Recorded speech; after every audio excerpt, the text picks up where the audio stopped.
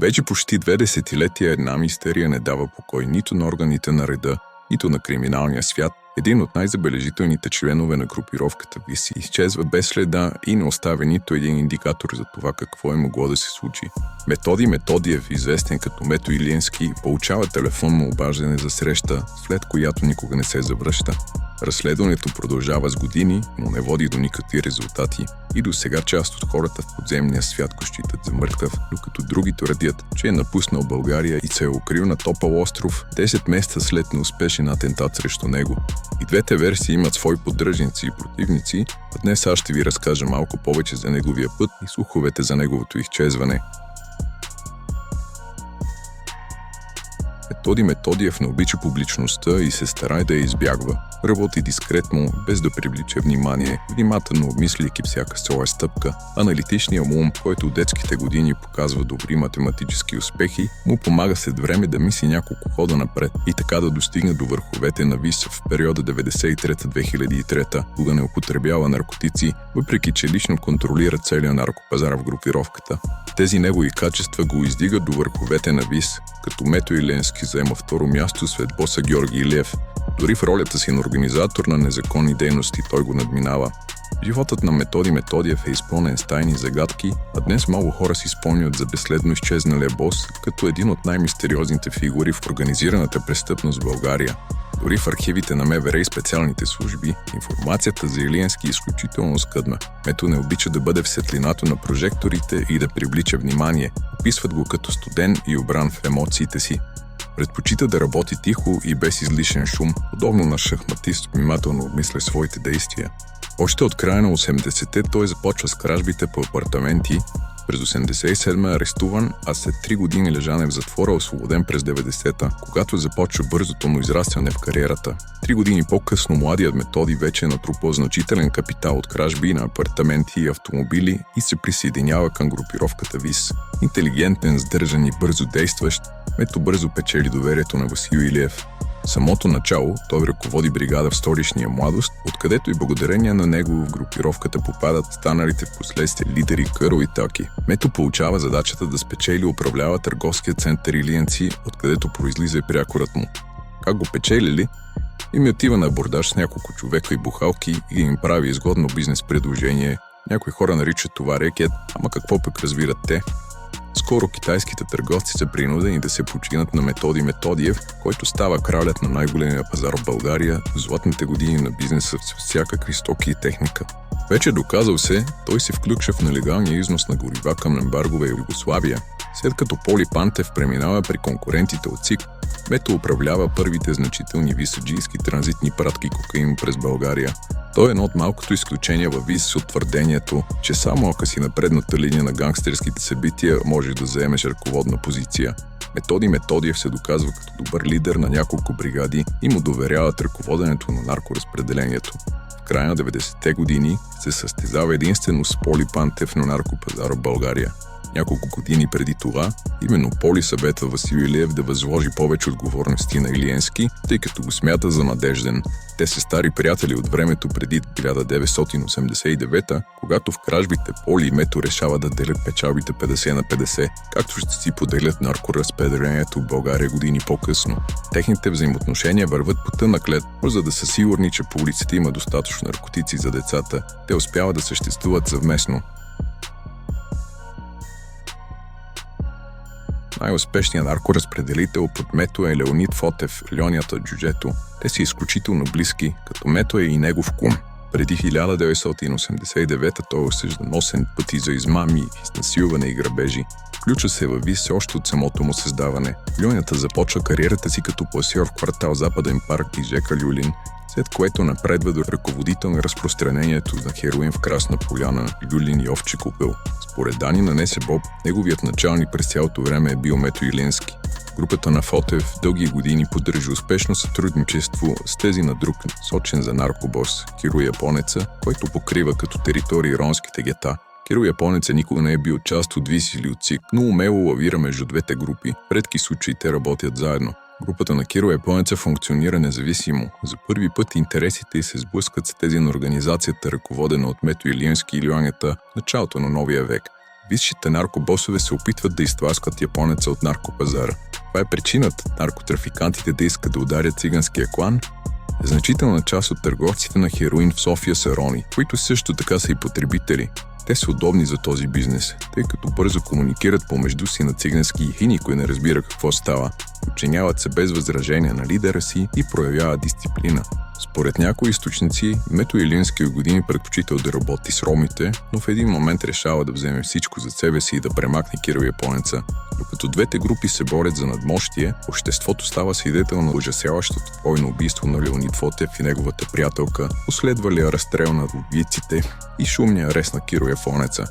Комецът на Мето е заклан в дома му пред очите на 10-годишната му дъщеря, след като довречиво отваря входната врата на човек от неговото обкръжение.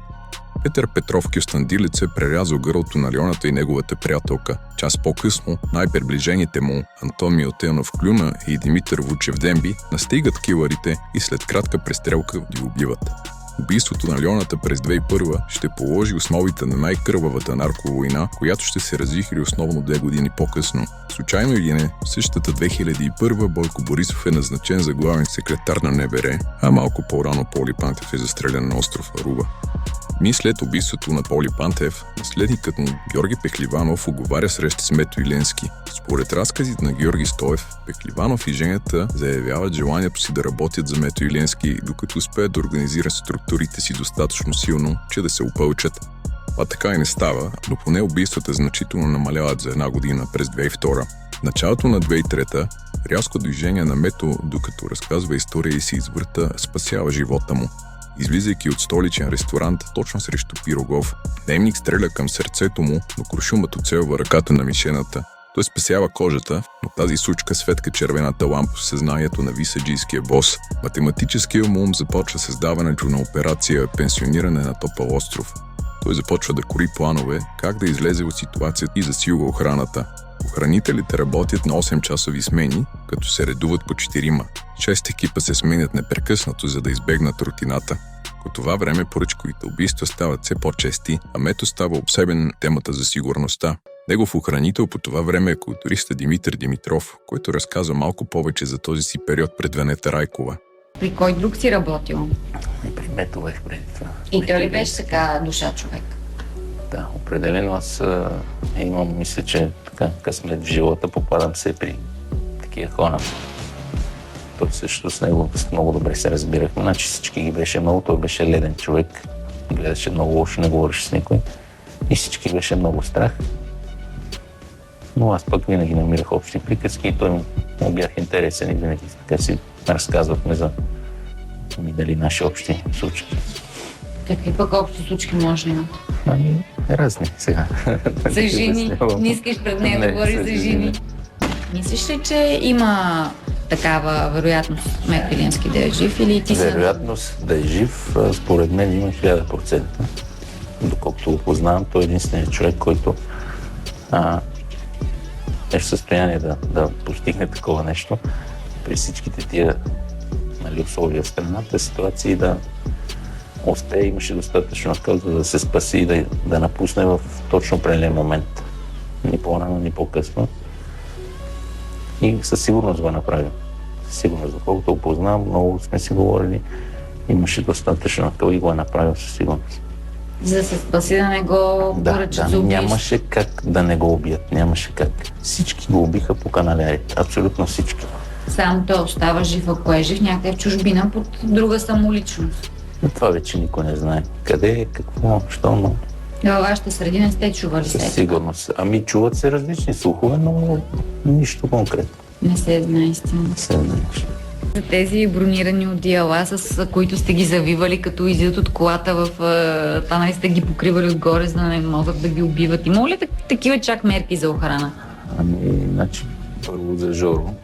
При него никога не е имало такива мерки, намерения. Абсолютно никога той не се пазеше. Защо? Той живееше ден за ден, пиеше, ядеше и знаеше, че рано или късно ще го убият. Да. Беше и предупреден преди години. Така имаше предупреждение, защото нормално е. Такъв му е бизнеса. Но не взе никакви мерки. Защо? Методи се пазеше сериозно, не сме го пазили много сериозно. Как сериозно? И Какво в значи смисъл сериозно? с абсолютно всички мерки. Отцепваха се райони и хора седеха с седмици, с месеци на едно и също място, където той ще посети прено след 2 седмици ще дойде там. Целият път, сантиметър по сантиметър, се проверяваше шахти, канализации, жици, стълбове. Всичко, асфалт по сантиметри. Да няма бомба. Да няма бомба, да няма хора, да няма спрени автомобили. Всичко се разкарваше, което може да се заради и да се направи по някакъв начин. Това беше много сериозно. Последната година, преди да изчезне, беше така. Денят е 23 ноември 2003 година, 10 месеца след стрелбата по Мето. Той е в дома си в Бояна, когато получава телефонно обаждане. Явно той е от човек, на когото Илиевски безусловно вярва, защото за пръв път, откакто е във ВИС, излиза без охрана, без мобилен телефон и без документи. Преди да прекрачи и за просветно прага, каза на жена си Яна, с кого отива на среща, но после се разбира, че я е излагал. Качва се в тъмно Ауди и повече никой не го вижда. Двама души са последните, които го виждат жив. Съпругата му Яна и партньорът му Петър Божилов. 40-годишният мъж е много близък с Мето Илиевски и според слуховете в андерграунда, той е знаел името на човека, с когото висаджията отива да се види. Божилов обаче е убит при скандал по време на лов 8 години по-късно. С неговата смърт угасва и надеждата да бъде разкрита тайната около изчезването на Илиевски. През годините той така и не споделя с никой страшната тайна. Легендите около изчезването на Методи Методиев са безброй. Докато сглабях това видео, се убедих колко изобретателен може да бъде човек, когато има някаква мистерия около история, за която всеки говори. Ако това време преди 21 години, всеки по улиците на София говореше за изчезването.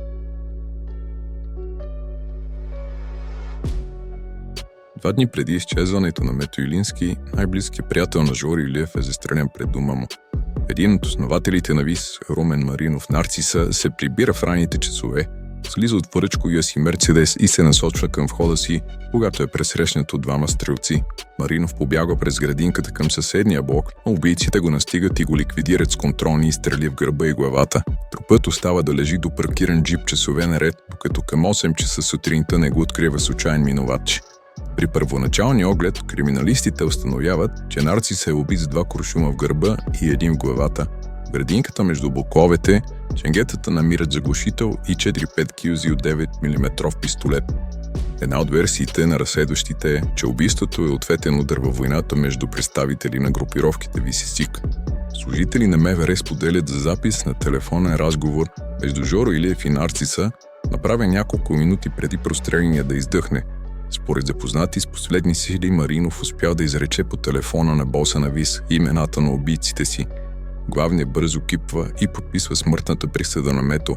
Някои смятат, че Жоро Илиев сам дръпва спусъка като отмъщение за убийството на Нарциса. Втората версия е повече от екзотична. Според нея Мето Илиевски бил в дъното на разкриването на кокаинов канал с 3 тона прах от Боливия през лятото на 2003 година. По това време главен секретар е Бойко Борисов, а веднага след това Илиевски станал агент на Американската служба за наркотици ДЕА, което му осигурило убежище по света и сменена самоличност. По-късно редовно се появяват слухове как българските служби засекли разговори на Мето Илиевски от Южна Америка.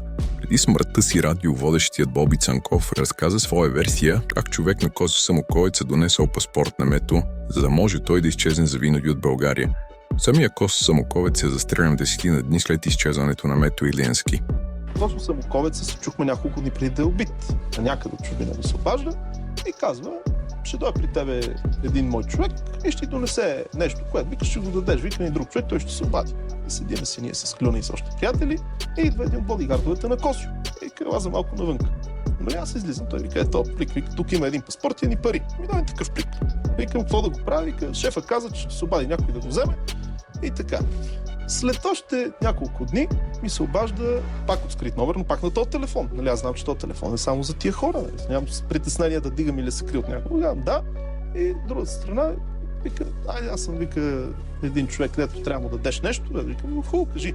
Вика: да, се видиме на табелката Драгичево. Следва, да, в посока Перник. Вика: 11 вечерта, 11:30, някакъв такъв час беше. Аз казвам: окей. Отивам и спирам пред табелката, гаса фаровете. След няколко минутки, явно от някъде ме е наблюдавал, спира едно опълче отчукано с кюстендилска регистрация. КН. Вратата се отваря, аз така се и гледам. и слиза Мето Илиински. Дойде сам, вика, какво става? Здрасти, вика, дай ми това. Дал му паспорта и парите, чао, качи се в колата и замина. След няколко дена и София тръгна слуха, че Мето Илиински е убит, изчезнал, разчленен, закопан и така нататък. Чакай сега, бавно, по факти. И излиза от това, което казваш. Да, че в периода, в който... Косио подсигури паспорта и парите на Мето, за да изчезне. И Безследно. той сега е жив. Жив е. Мето Илиински е жив. Аз предполагам, че след като изчезнал някъде, е имал притеснение, че някой иска нещо да направи, е жив. Ако не беше изчезнал, може би нямаше да е жив. Той изчезна. Безследно. Значи тук сега Никой не го е намерил един трупа, така който че... постоянно се е пишал, дори Христо Калчев тук в това студио разказа, че той е убит и разчленен в една пещера. Разхвърлян, да. Даже закачен на куки сигурно в пещерата, е така да се вее. Не е така. Аз ти го казвам, защото ти това го са видяш преки и ти лично му даде паспорта и парите. Това сега, което ми казваш, истина ли? Да, то е написано, описано, аз съм разпитан по тези факти, официално през службите, те са съпоставени и проверени с други факти и така нататък. Добре, ти пък ще даваш информация на службите, като си се занимавал с какво съм се занимавал? Защо? Значи, ако ти утре ми кажеш, тук то пакет ще звъна и мой приятел, аз съм чужбина, да му го дадеш, аз какво ти кажа? Може да кажеш, не искам. Защо да не искам да ти служа? Ма те сега ще убият така. Никой не може. Как ти ходиш, помагаш, даваш паспорти и пари, след това ходиш и пишеш показания в чакай, когато значи, по закон, всеки, който е викнат някъде пред службите, е длъжен да разкрие това, което знае. Иначе става стаяване на истината. Какво да ми направят утре? На мен някое дело, че не съм казал истината, някъде съм я стаил. Защо? Ти си се забъркал в толкова схеми. Една схема парадена пари, друга схема даване на паспорта и пари на Мето Илиински, който ще мисля за жив. И той е за жив. мъртъв. А той е жив. Някой, ти видяла ли си му трупа на Мето Илиински някъде? Всеки е жив, докато не го... Знаеш колко други трупове липсват? Сега ги изплуват от някъде. Винаги изплуват от някъде. Добре, къде е той сега? Не знам къде е. Но със сигурност не е намерен убит някъде. Което ми говори, че след като няма труп, човека може да е жив. И само Косо я знае къде е. Няма представа. Факт е, че Косо ми се обади 2 дни преди да бъде убит в Амстердам. Каза ми, че питаме всичко наред ли е там. Даде ли каквото трябва? Викам, да, добре, как си, какво си, що си? Викам, добре съм, сгледам си работата. Да не сега, че Мето е убил Косо. Не, това ли Мето ще убил Косо, защото те си бяха в някакви много такива отношения. Само той е знаел къде е. Не знам дали е знал къде. Той му е дал паспорт и пари. Мисли, че Мето отишъл му каже, еди къде си, Феди, коя си стая.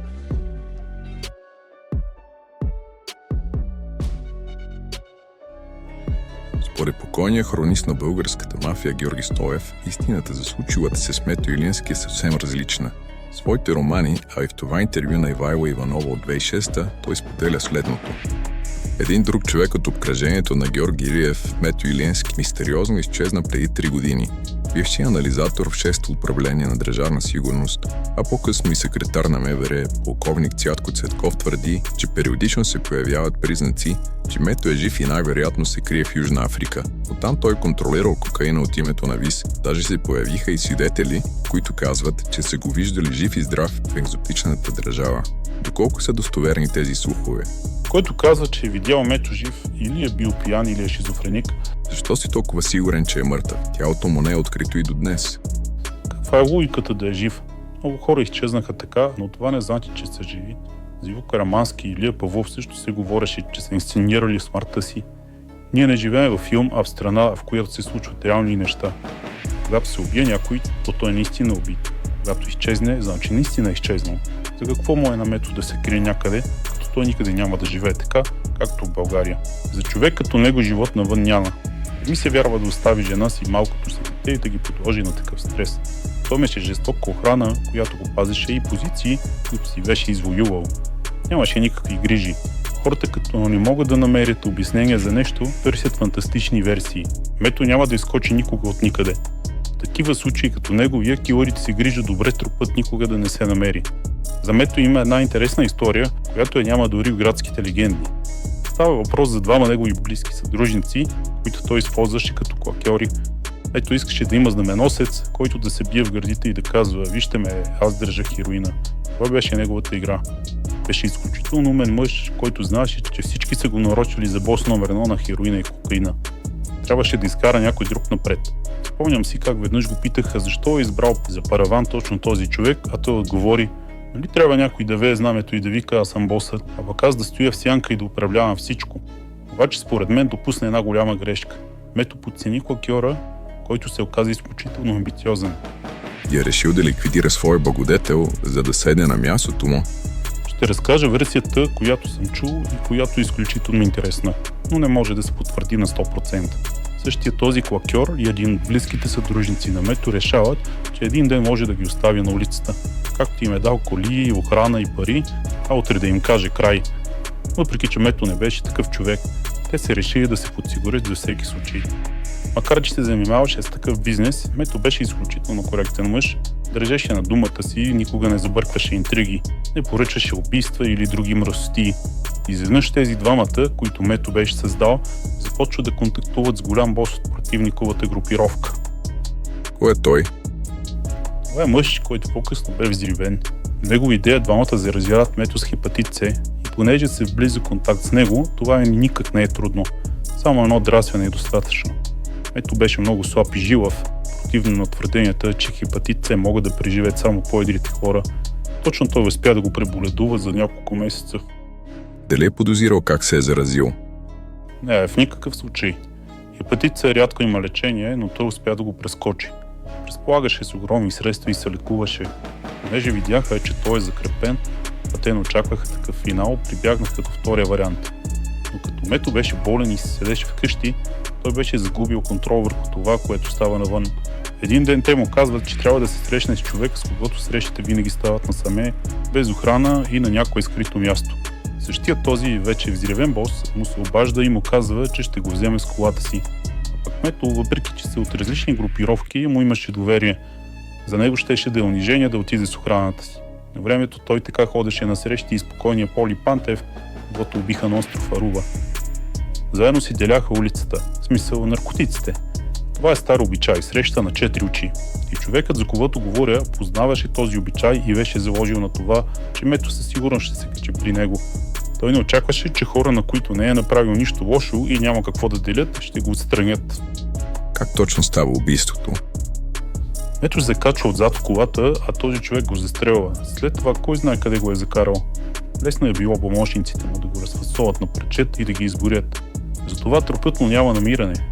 Фактът е, че заподозрените в изчезването му после оглавиха неговия бизнес. Има ли връзка между взривяването на идеолога на това престъпление с изчезването на Мето Иглиенски?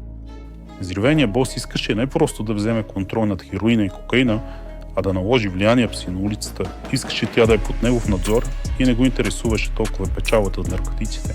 И така си беше, докато не го взривиха. Дамата мъже от обкръжението на Мето, които оглавиха бизнеса му, са Къро и Таки, а взривения си каджия е Стоил Славов. За мен лично цялата тая история с хепатита ми е малко повече стил руски тайни служби и новичок, което ме кара да се съмнявам в казаното от покойния Георги Стоев, но само до някъде. През 2003 година тече преструктуриране на контрабандните канали за стоки и дрога, а целта на хората, които вземат решение, наричани за по-лесно кукловоди, е те да бъдат поверени в ръцете на други лица. Свежа кръв.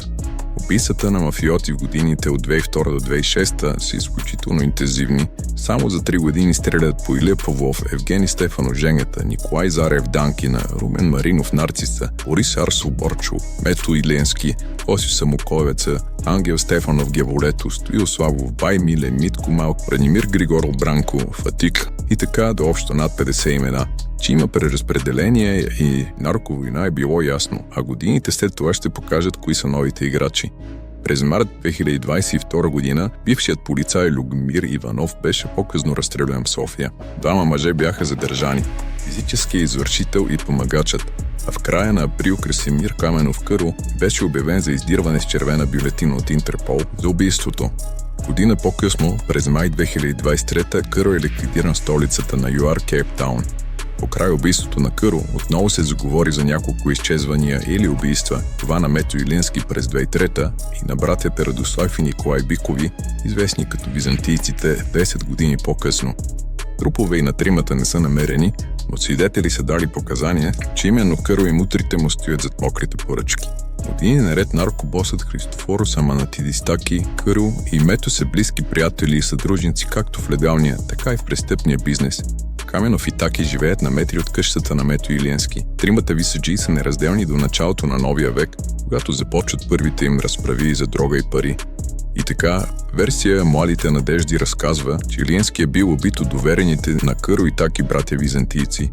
10 години по-късно, когато Кърл и Таки се скарват, братята вземат страната на Таки и изчезват безследно по същия начин, както Мето, вероятно за да изчезнат и техните тайни. И така, историята около Мето Илиенски вероятно ще остане завинаги в графата студени досиета, смятан за недосегаем благодарение на близките си отношения с политици, банкери и полицаи. Той често е разглеждан като ключовата връзка на ВИС с властта по онова време.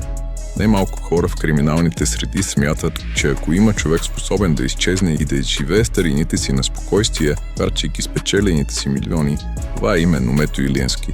Но би ли оставил България обичаната си съпруга и дете? Аз мисля, че не. А вие какво мислите?